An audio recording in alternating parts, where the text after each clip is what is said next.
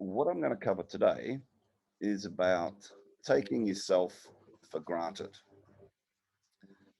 All too often, people just don't even recognize, let alone dismiss if they do recognize, they don't recognize their actual successes and achievements, which is interesting.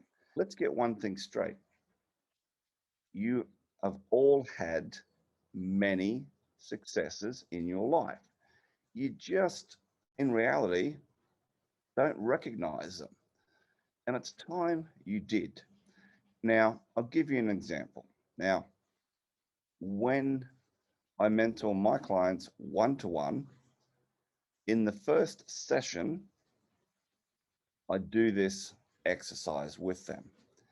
And what I get them to do, or I tell them by the next session, mentoring session number 2, I want you to give me, in other words, create your own list of your own successes in life, personal, business, and just make a list. It's like you're doing mini headlines, right? So it might be like in my case, hit 5 sixes in a row playing cricket, got a hat trick, scored the winning goal in football, soccer, depending which country you're from, that type of stuff.